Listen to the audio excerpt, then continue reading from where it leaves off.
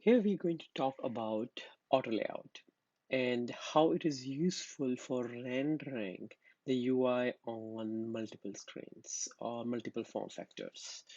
Now, as you would already be aware, on iPhone we have multiple screen sizes based upon the device family that we are using, and they actually go from smaller iPhone SEs to the bigger iPhone 11 Pros, iPhone 12 Pros, and XSX. So there's multiple variation when it comes to the screen sizes.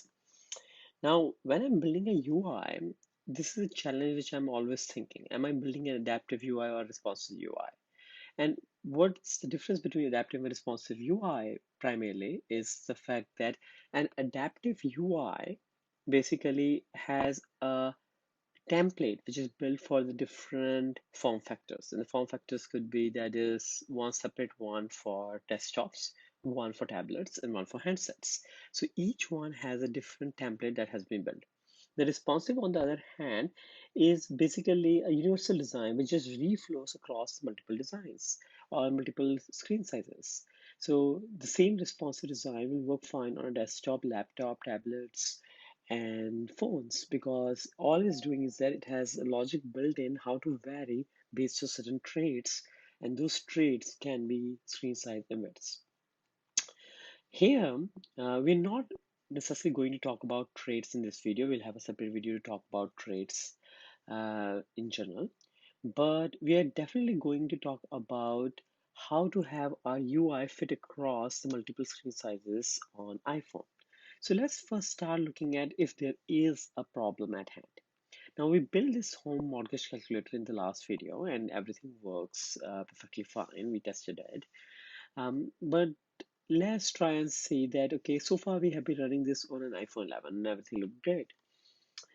What if I go to my storyboard, and actually storyboard provides these capabilities. You can definitely run on different devices to see that how it looks on different devices, but that would be cumbersome. First, you will have to keep launching all the simulators, so it will be time consuming, or you have to have the physical devices. Here, what you can do is that in the storyboard at the bottom pane, you can just click on the device and it gives you the choice of the devices to actually look at. And it has a varied number of devices which are available. So you have the bigger devices, you have the smaller devices as well. For example, this iPhone 4S even available here.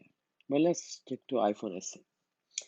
I'm going to look at iPhone SE, and as soon as I look at it, my design fails badly in an iPhone SE.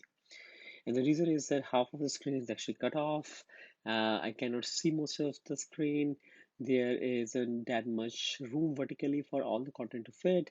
But then I have got this massive space still left up in the at the top. So I'm just wasting real estate at the top, and I am getting my contents being cut off on the right hand side as well. I could have moved the content on the left. That's where auto layout comes into picture. What auto layout talks about is you need to go forward and define a set of constraints or conditions. And those conditions basically govern how the UI scales when it goes from one screen size to different screen size. Now, before we jump upon how to set up auto layout, let's look at how to enable auto layout, because generally that's the first question which comes is that, okay, fine, if auto layout is so great, how to go forward and enable auto layout? Now, you don't need to do anything specifically to enable auto layout. Auto layout is actually enabled by default. So if you select the storyboard, go to the view controller and look at it, you will find that the auto layout is automatically enabled for you. You didn't have to do anything, and you can even define your trait variations. But again, I like to mention we cover that a bit later. Now we're gonna start to actually guide you through the auto layout. We're gonna start looking at the problem from a simpler perspective, so that we can actually focus on the concepts. Let's look at like a simple couple of buttons. We already have deduced that once we start looking at these buttons on the different screen sizes, we will probably have places where we have extra width which is left out, and the content will move left and right, or maybe we'll have a lot of width towards the bottom and it will not be center aligned. And the problem actually compounds when you actually go from the portrait mode to the landscape mode, because now you have a lot more width but a lot less height. So we're going to go forward and work across a problem in which we are going to put like 4 different views on the 4 corners. And I have already got a setup ready for us to go forward and use. I'm going to expand it a bit so you guys can actually see it. As you can see it, I put 4 different color buttons on the 4 different corners, some text in the middle area so that we can actually just see how this scales on different devices. Now, as we have done earlier with other devices, I have a full set of options available here to see how this will render in different devices. I can click on it, and as you can see at present, my UI is not scaling pretty well. Some of the content is getting cut off as I go into smaller set of devices. As I go even smaller, the bottom buttons are totally disappearing from the screen. And if I go to the bigger set of devices here, then of course there's a lot of real estate left and the right buttons are just hanging in the middle, and we want to correct it. So with auto layout, as I told earlier, we're going to define a bunch of constraints. So what I'll look at, what are those constraints? Constraints are nothing but relationships that the view is defining with the container or the safe area. And a lot of the times you will actually define the constraints with the safe area itself and not really with other views. But then definitely there will be occurrences where you want to define certain rules with other views. For example, if you have 2 views stacked over one another and you want to have them difference of 10 pixels in between them, then you want to tell that as a conditional statement. You don't want a scenario where the upper view basically expands because it's a higher content size and overlaps the bottom view. You probably want to set a constraint saying that, okay, fine, my left side is going to be X pixels from safe area, right side will be Y, and then I want to make sure that I'm actually 10 points down the top view. Now, just to set the nomenclature right, the left in the iOS world is called leading. So it is basically the space which is leading the beginning of this view. So that's the leading space. The right side or the is called the trailing. So there's a trailing space that you want to put from the safe area to off the view or from this view to the next view. And the trailing space for this view constraint will become the leading space for the other view. Of course, the top and bottom remains same, so you don't need to worry about it. There's width and the height attributes, and there's center X and center Y. The way you would go about defining this is again shown here with my 4 buttons, which example which I was doing. I have top left and I have got top right, and then I have got bottom left and bottom right, and then I'm going to go forward and define the spaces as safe area leading, safe area top, safe area training, and safe area bottom. Going down, we're now going to go forward and jump into and show an example of how this is done. So I have got my storyboard which is out there, and the first question is how do I go forward and add a constraint? So as I'm viewing this, my left portion seems pretty much okay, right? My left button seems fine, but my right button is the one which seems off, so I'm going to start by providing some constraints there. Now, just as you were defining actions and outlets, you would basically pressing the control key and dragging and dropping onto the view controller. You can actually press the control key and drag and drop on yourself itself, and that will help raise constraints. So I'm going to drag and drop to the edge, right edge of my storyboard, which is safe area, and suddenly a pop-up comes up.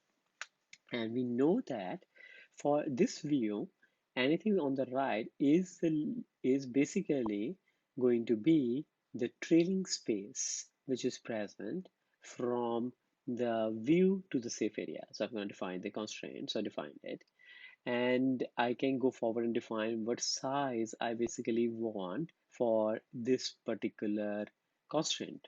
And here, constraints are real objects. So I just went forward and clicked on this line, and I can immediately see it popped out and said, okay, it has 420 pixel space, but that's not what I wanted. I wanted it to be 0. So I went forward and defined the constraint as saying that, okay, it is 0 space, which is what I want to add there.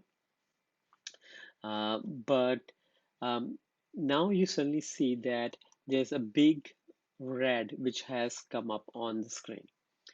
And the big red has actually come up on the screen because the moment I define one constraint for this view, I need to define all the constraints for this view, which means that by default, whatever Xcode was doing for this view is now dropped because I defined one constraint. Now Xcode says that I can't really assume something and you tell me something. So if you want to tell me about this view, you need to tell me everything about this view. So now there are no default assumptions that Xcode is making about this view. About other views, Xcode is just fine. It's going with the BAU pattern. So it helps you fix one view at a time.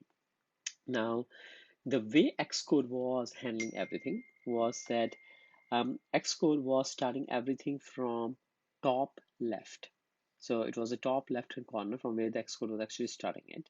And as a result, everything was hinged upon how far you are supposed to be from the top left corner. And that is why my top left view remains fine because it's always supposed to be at the top. But then the all other views are basically were hard coded by Xcode to be certain pixels, certain points away from the top left corner. And of course, if the screen size changes, then there's more leading space or some portion of the views are getting cut off. Now I went forward and defined one constraint. I'll say, how do I go forward and debug it? First thing is you click on these lines here and select document outline. Yeah, so you can see your document outline line, and you can actually, as you can see that you can actually see your constraints clearly defined here. So like real objects, so you can go forward and edit them. So it's saying that okay, safe area trailing or safe area is equals to top right trailing plus 420 points. So you can go forward and change it in this manner as well if you wanted to. Okay, so all up to you. Whatever values you want to define it, you could have defined it. Now, you also wanted to go back and define other constraints because it is red.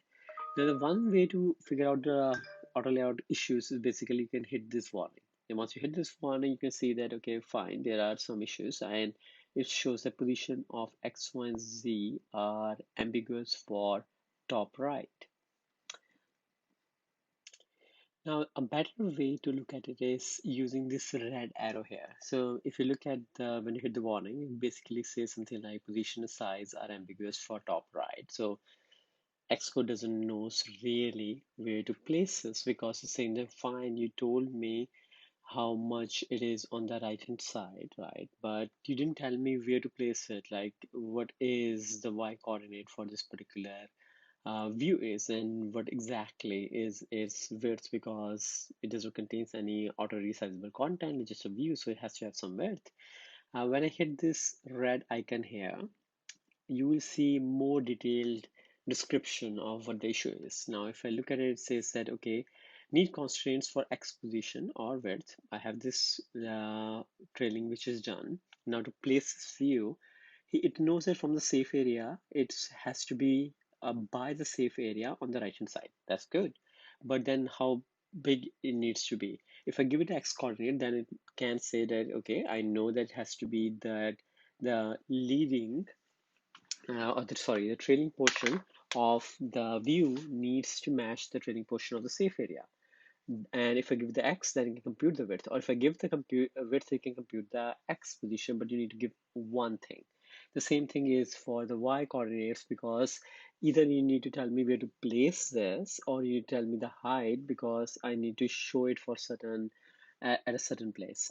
So let's select the view, control key, and drag and drop again. I'm dragging to the top of the safe area and it shows me a pop-up and I say top space to safe area and goes forwards and I went forward and added the constraint. I can select the constraint. It's showing that it's going to put 44 as a constant, which is the amount of spacing that it's going to actually provide. And that will help us, but still what it's complaining is that okay, now how big I should show this view to be, right? So I can go forward and drag and oops, that was a mistake. So control and I can drag and drop to itself, and then I got the width constraint, okay, and I defined the width. So I said okay, whatever is in this view, I can drag and drop again and I can click on height, and now we find the height. So all the warnings have gone. So now let's go forward and hit the play button. I'm running on iPod Touch 6th generation. I'm going to run on which iPhone SE second generation. So I'm going to go forward and hit that one as well. Um, and of course, it looks bit off in iPod Touch. We'll come to that in a bit. But I'm going to run on iPhone SE first.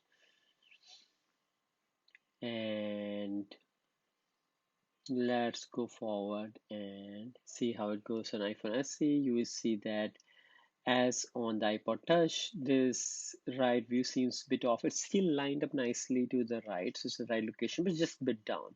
And the reason is if you actually come back to the storyboard and start looking at the constraints of the top right, it's adding 44 from the safe area, which I don't want because the other one is 0. So I make it 0, and you will see that immediately you will go forward and go right at the top of the safe area. So it's at the top of the safe area. And that's where exactly I want my view to be. Now, you're seeing that I can do the same thing with my right hand view as well. Okay, so I can do that and make them all lined up. But again, note that, okay, the view on the top left hand corner, the pink view, I did not use constraints. I didn't define the safe area. I just went forward and drag and drop. So it's getting a bit off. Moreover, what you will see is that if I go back to my view from iPad Pro to my device of iPhone, let us say 11, okay, you see that's not lined up with safe area, and I'm gonna line it up with the safe area here. I'm going to move it to iPhone 11, hit the play button. So it's below the notch, just beginning of the safe area. I'm doing that, but I'm still not defining the constraints for the top left hand corner. And I want to show you something. So now it looks nice on iPhone 11. Everything seems lined up, even though I have defined just the constraint for the top right hand yellow view. And the reasoning is because others were anyways set up to run fine on iPhone 11. But there's a catch even on iPhone 11. Now, if I turn it into landscape mode, you will see that it's really off in the landscape mode. And the reasoning is that when I turn my view into the landscape mode, iPhone goes forwards and drops the status bar which comes at the top. So no longer is the status bar coming back. So in the portrait mode, you're seeing the status bar where you have the time and the Wi-Fi indicators and stuff like that. When you move to the landscape mode, that gets dropped. And since my yellow view is tied to the safe area, the safe area for this one is now the full screen size in the landscape mode, so it comes out just fine. But for the pink one, it's actually coded to be certain pixels down. So it's actually still going down and the views are not aligned. And we can easily fix that by simply going forward and adding constraints for my pink view as well. And now I can always go forward and drag and drop and start working on adding the constraints, but I'm going to show you an alternate way. The alternate way, which I generally prefer, a lot of other people use, is you select the view and in the bottom, you click on add new constraints. It immediately pulls up this widget on which you can actually see what kind of constraint you want to define and what kind and what places you want to define it. For example, for my top left hand corner, I want to define from the top of the safe area. And I also want to define the leading constraints. So I want to define two constraints. I also want to define the width and the height constraints. So in total, 4. Now, if you go forward and add 0 or add a pixel here and do not click on these arrows, then those constraints will not be added. So you need to go to and click on these arrows or these lines to actually have the constraints added. And once you're done, the constraint is still not added. If you escape out of this, then nothing is added. You have to click on the add four constraints button. So go forward and click on the add four constraints. And now all the 4 constraints have been added for this particular view. I go forward and hit the play button again. And everything still seems fine on iPhone 11, but now in the landscape mode as well, the buttons are lining up just fine. Of course, the bottom buttons and the text area is all gone, so we still need to fix it, but you can clearly see that, okay, things have improved for the top left and the top right button. We can do so for the bottom buttons as well. Now, for the bottom button, when you define the constraint, I still want to define the leading one. So I still want to define the leading one. But for the bottom one, I don't want to constrain it from the top. I want to constrain it from the bottom of the safe area. So I click on the bottom arrow. Now I have got two zeros. The width and height I still want to define to be fixed width and height. So I add the four constraints. I select the bottom right view. I go forward and I click on add new constraint. And this time, because I want to constraint to the right of the safe area, this is the trailing constraint that I'm defining. And then I want to constraint to the bottom of the safe area as well. Again, the width and height, I want to keep it same. And I'm going to define these four constraints. So all the four views are now constrained. I can go forward and hit the play button, and should be able to see them lining up just fine in the landscape mode as well as in the portrait mode. Now, only thing which is left is my big text area in the center. So for this one, I want the text area not to be always fixed width and height. I want it to basically the width to actually resize based upon the screen size. So I can go forward and first of all start by defining the new constraints. And I want to define a constraint which says that, okay, for the leading spacing from the safe area is 15 and the trailing is also 15. So that will actually define the width to be a flexible value where it can expand and contract. Now, to define the height to be expandable and contractible, I can go forward and make it increase in height and shrink in height, but then I need to define the constraint of this view as compared to the views which are on top of this particular view. So I need to constrain them to these views to define its height. For now, I can also choose the height to be some fixed number, right? Like say 50, okay? And I can go forward and add these three constraints. Now, when I add these three constraints, you will notice that I immediately get an error saying that, okay, well, you defined it that, okay, what's the height of it? You defined it, what's the width of it, but you never told me where exactly to actually place it. Like, I have the height, I have got how far it is from the leading and trailing, but where on this sheet I'm placing it. The Y portion is actually missing, and you can do go forward and define it using what we call as the align property. So you can go click on align and you can say vertically in container because you want it to come in the center of the container. So I've defined vertically in the container, the warning goes away, and now I have the full view which is ready with all the constraint defined, no warnings. I hit the play button and I see a nice view.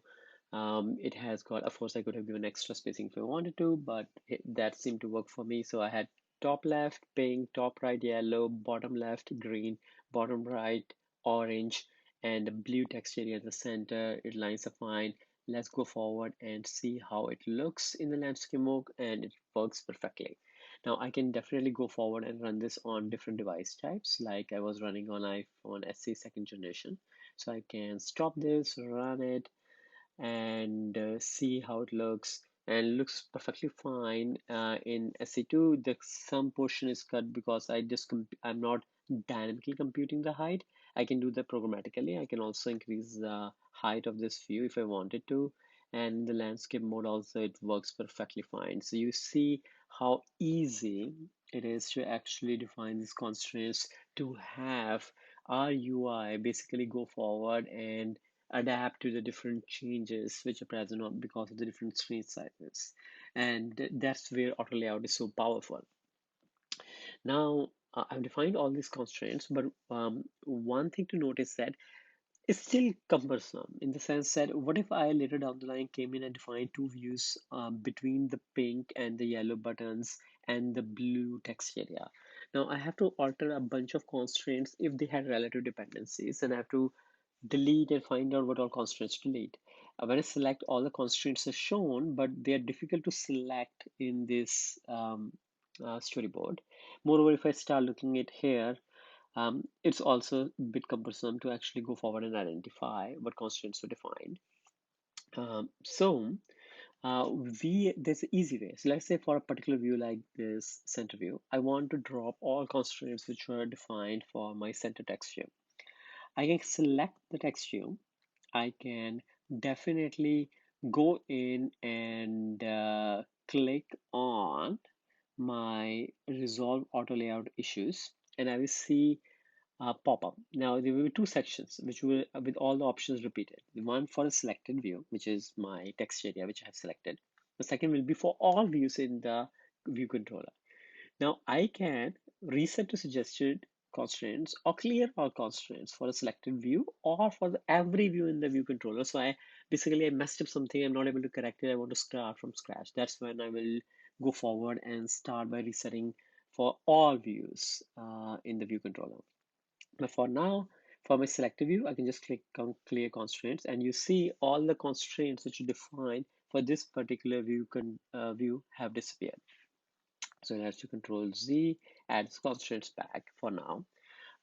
We will check one thing again later, but one more point which I want to do was I was so far running my UI in different device types. You don't always need to run it again. You can actually go forward and choose the device type, device family directly out from the storyboard, and that's much more convenient. You will see the same behavior, but you don't really have to worry about your app being loaded and running. You can just go forward and keep correcting the storyboard there and then. You can also choose whether you want to test for the dark mode versus the normal mode. And you can check between the horizontal landscape layout versus the portrait layout. And in here, let's say I want to see how it looks on iPad. And I went forward, and it looks fine. And I want to go forward and see how it looks on iPhone 4S, and I can go forward and choose that, and it looks fine as well on iPhone 4S. Now, one thing which a bunch of you would have noticed is if iPhone 4S is present here, and don't worry too much about it. This is primarily because in case you're supporting older versions of iOS, and of course each Xcode has a deployment target which is defined, and in the deployment target you basically go forward and tell which versions of iOS you want to support it. And if you see here, I can go back to 9.0 using my Xcode as a deployment target. So that is why the older iPhone 4S is present there. I'm not going to dwell upon it too much right now.